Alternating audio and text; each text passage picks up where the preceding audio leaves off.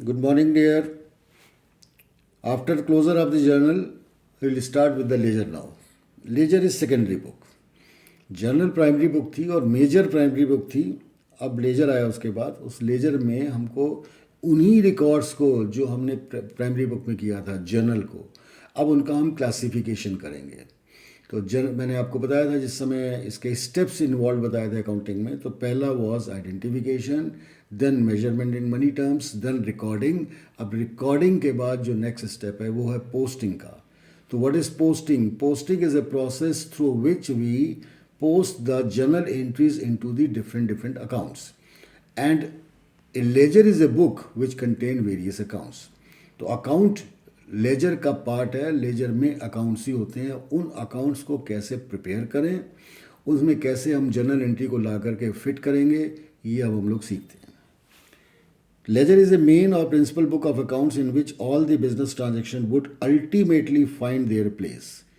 Journal में वो placed हैं, अब वो अल्टीमेटली कैसे प्लेस होंगे. राइट. ऑब्जेक्टिव समझते हैं इसका क्या है. तो ऑब्जेक्टिव मैं आपको एक नॉर्मल वर्ड्स में मीन्स लेमैन लैंग्वेज में बताता हूँ. ये लेजर की जो इनका ऑब्जेक्टिव है उसके अलावा कि आपने सपोज करिए साल भर में 100 बार वेजेस पे किया, and suppose someone ask you today कि सर आपने टोटल वेज कितना पे किया इस साल में. तो then what you will start turning the pages कि ये वेज ये यहाँ दिया, and then after having a calculation of all those wages, summation of all those wages, you are able to tell that this is the total amount of wage we have paid. So that is a very tricky game and very lengthy game. तो उसी चीज़ को, उस length को avoid करने के लिए हम laser बनाते हैं. लेजर में हम क्या करेंगे, क्लासीफाई कर देंगे एक account named as wage account. तो जब कभी भी हम वेज पे करेंगे जनरल एंट्री में, उसको जनरल में लिखेंगे, उसके बाद उठा करके उसको वेज अकाउंट में डालेंगे, फिर जनरल एंट्री में लिखेंगे, फिर. तो this way all the transaction relating to wages they are brought at one place, that is the wage account.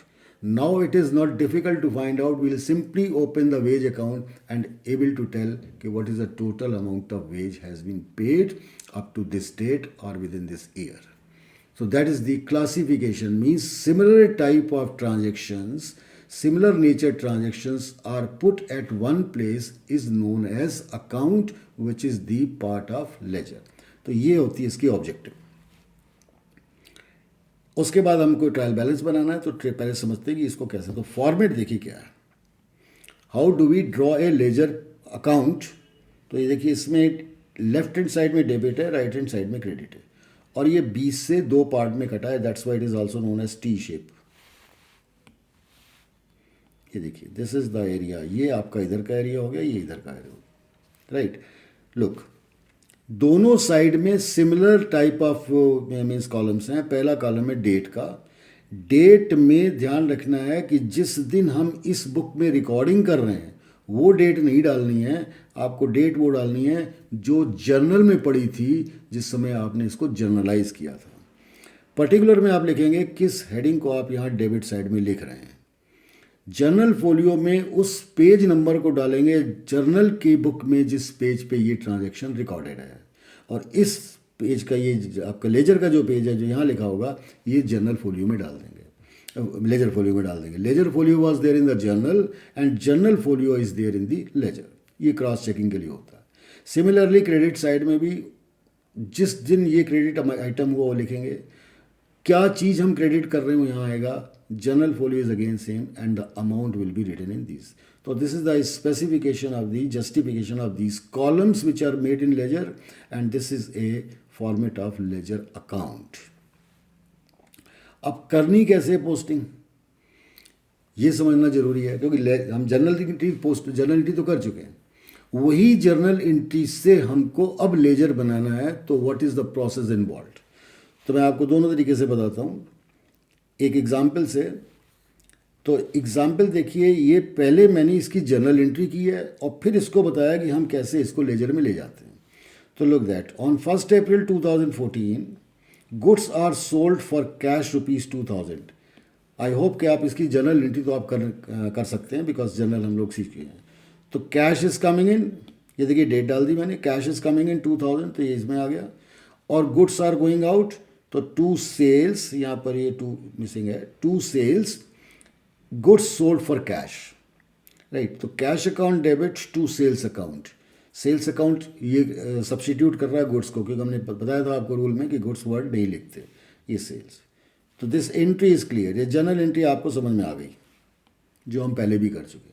अब इस जर्नल एंट्री को लेकर के हमें पोस्टिंग करनी है, तो इसमें देखिए दो इन्वॉल्व है, एक कैश और एक सेल, यानी कि this transaction will be posted in two separate headings, two separate accounts.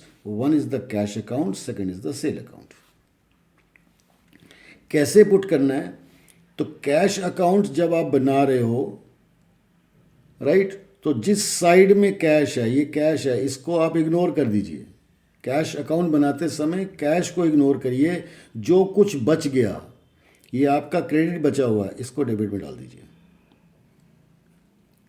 एक बार फिर से करते हैं, इसमें दो चीज़ें हैं, कैश और सेल्स। जब आप कैश का अकाउंट बनाएं तो कैश को इग्नोर कर दिए, डेबिट साइड में है कैश, इस डेबिट को इग्नोर करिए, जो बच जाए उसको डेबिट में लिख दीजिए अकाउंट के। अब आप देखिए सेल्स अकाउंट, तो सेल्स अकाउंट जब हम बनाएंगे, जब सेल्स अकाउंट बना लेंगे तो उसमें भी जहाँ पर सेल है हम इसको इग्नोर कर देंगे, अब जो बच गया वो डेबिट में है, उसको क्रेडिट में डाल देंगे, राइट। तो it's a very very simple technique, और एक लेमन लैंग्वेज में हम आपको एक लेमन फॉर्मूला बताते हैं। ये इस जर्नल एंट्री में जिस चीज़ के सामने टू लिखा है वो डेबिट में डालेंगे, जिसके पीछे कुछ नहीं लिखा वो क्रेडिट में। देखिए आपको टू सेल्स, ये टू डेबिट में आ गया, और यहाँ कैश के पीछे कुछ नहीं, वो क्रेडिट में आ गया। ये एक सिंपल तरीका है जिससे कि आप याद रख सकें। ये कोई लॉजिकल नहीं है, but it is a simple technique in case you are having a confusion in your examination, तो आप इसको कर सकते हैं यूज़। तो एक बार फिर से मैं डिस्क्राइब कर देता हूँ, जिस अकाउंट को बना रहे हैं, जो आपकी हेडिंग है, उसको जनरल एंट्री में इग्नोर करिए, जो बचा हुआ है उसको उल्टी साइड में लिख दीजिए। बचा हुआ सेल है, ये क्रेडिट में है, आप डेबिट में लिखिए। सेल्स अकाउंट में आप सेल को इग्नोर करिए, बचा है कैश, वो डेबिट साइड में है, उसको क्रेडिट साइड में लिख दीजिए। आपकी एंट्री, आपका बैलेंसिंग लेजर बनता चला जाएगा। अब लेजर की बैलेंसिंग करनी है, तो लेजर की बैलेंसिंग में देखिए, ये ऊपर का अकाउंट बनाया था, इसमें कैश अकाउंट था, मैंने एक बार फिर से पुट किया कैश अकाउंट। तो अब इसकी बैलेंसिंग कैसे करेंगे? एक साइड का अमाउंट बड़ा होगा, राइट, इक्वल है तो देयर इज़ नो बैलेंस। देखिए डेबिट क्रेडिट बराबर हो गया तो दैट शोज के देयर इज़ नो बैलेंस। लेकिन अगर एक साइड बड़ा है दूसरा छोटा है, तो बड़ी वाली साइड का आप टोटल कर लीजिए। अब इस अकाउंट में देखिए, यहाँ पर सेल्स अकाउंट है, इधर कुछ भी नहीं था, तो इसका मैंने टोटल किया 2000, और यहाँ पर कुछ नहीं है, देयर इज़ नथिंग, तो यही बैलेंस बन गया। तो 2000 यहाँ पर भी आ गया, this is 2000, this is 2000, remaining whatever is written in the credit side, you see that there is nothing written in the credit side. So 2000 minus this nothing value will be 2000. That becomes your balance, right? So in nutshell we can say that the amount which is short falling in any side as compared to the other side, that will be balance. अब लिखना कैसे balance को? आप अगर credit side में आपका balance बच रहा है तो आप लिखोगे क्रेडिट में बाई बैलेंस, और डेबिट में बच रहा है तो डेबिट में लिखेंगे आप, राइट। तो this is the how the balance figure is taken out, right. ध्यान रखिएगा, टोटल के ऊपर ये बैलेंस सीडी होता है, और टोटल के नीचे अगर किसी का आ जाए तो आपका देखिए दूसरे वाले अकाउंट में ये टोटल के नीचे है, तो ये आपका 2 P&L हो गया और 2 बैलेंस, करेक्ट। तो ये बैलेंसेस आप निकालेंगे। जितने भी अकाउंट हैं, अगर आपके पास 10 जनरल एंट्री हैं, तो 10 जनरल एंट्री में अगर आपके 10 हेडिंग्स हैं, तो ध्यान रखिएगा 10 अकाउंट बनेंगे, ठीक है। सिमिलर नेचर की चीज़ें, अगर आपके 10 जनरल एंट्री में 5 बार कैश टर्म आया तो वो पाँचों कैश में चली जाएंगी, लेकिन कभी सेल की फिगर कैश में जाए, कैपिटल की फिगर कैश में जाए, ये नहीं हो सकता। तो heading of the account is very important. उस हेडिंग में उसी चीज़ों को डालना है जो उससे बिलोंग करती हैं, दूसरी चीज़ें नहीं डालनी। एक एग्जांपल बताता हूँ, जो कैश अकाउंट, तो अगर आपने गुड्स सेल या परचेज किए हैं क्रेडिट पे, तो उसकी पोस्टिंग कैश में कभी नहीं आ सकती, because there is no cash involve in that journal entry. तो anything which is involve in the journal entry will go in to the respective account, किसी दूसरे अकाउंट में नहीं जाएगा। तो this way we have balanced it. अब last part जो बचा है इसका, बुक कीपर का, you can say there is two things in accounting, दो चीज़ें हैं, बुक कीपिंग एंड अकाउंटिंग।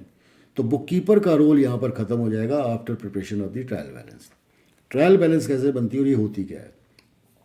ये एक स्टेटमेंट है which is prepare on a particular date. देखिए ये क्रोनोलॉजिकल लगातार बनते रहते हैं, ये एक डेट पे बनती है, and it is to summarise all the ledger accounts. जितने ledger account, cash account, sale account, capital account, wage account, whatever accounts we have prepared, उन सबके बैलेंसेस को एक जगह रखना is known as summarisation of those account, is known as trial balance.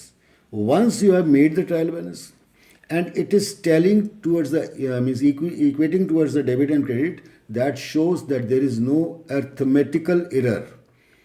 इसके match करने का मतलब है कि अर्थमेटिकल एरर नहीं हुई है, but accounting error is still possible. So thus a tallied trial balance is a conclusive proof कि आपने कोई अर्थमेटिकल एरर नहीं की है, but it does not guarantee that there is no accounting error also. कैसे बनाना है इसको? ये ट्रायल बैलेंस का एक मीन्स फॉर्मेट है, serial number, name of the account, ledger folio, debit amount and credit amount. Debit और क्रेडिट अमाउंट कैसे निकालेंगे? तो इसमें आप एक सिंपल सी चीज़ याद रखिए, जो साइड बड़ी थी बैलेंस करते समय, जो साइड बड़ी थी उस साइड का ही अमाउंट यहाँ लिखेंगे। जैसे यहाँ पर देखिए आपका डेबिट बड़ा था तो कैश को डेबिट में लिखा, सेल के केस में आपका क्रेडिट बड़ा था तो आपने क्रेडिट में लिखा। तो इसको इस तरह समझ लीजिए कि जहाँ पर आपने कैरिड डाउन बैलेंस निकाला है, आपके अकाउंट का कैरिड बैलेंस निकाला है, कैरिड डाउन बैलेंस निकाला है, तो जिस साइड में वो आ रहा हो उसकी उल्टी साइड में आपको इसमें ट्रायल में डालना है। इसका सिंपल तरीका है कि अगर आपका carried balance, carried down balance debit में आया है, इट शोज कि क्रेडिट वाज ग्रेटर, नहीं तो डेबिट में आ ही नहीं सकता। तो अगर अकाउंट का क्रेडिट साइड ग्रेटर है, इसका मतलब बैलेंस भी क्रेडिट है, तो क्रेडिट बैलेंस को आप डेबिट में लिखते हो, इसलिए उसको उल्टा करके यहाँ लिख देंगे। इस तरीके से आपका ट्रायल बनेगा और होपफुली ये मैच करेगा अगर आपने अकाउंटिंग एरर, अर्थमेटिकल एरर आपने नहीं की है। तो यहाँ पर आपका बुक कीपिंग वाला रोल ख़त्म।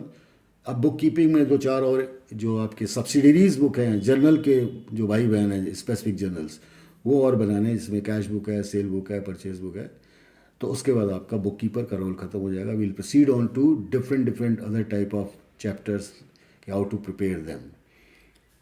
तो इस वीडियो में इतना ही, जिसमें कि आपने सारा का सारा जर्नल का पोर्शन फिनिश कर दिया है। नेक्स्ट टाइम वील सी के what else is to be done. Thank you very much.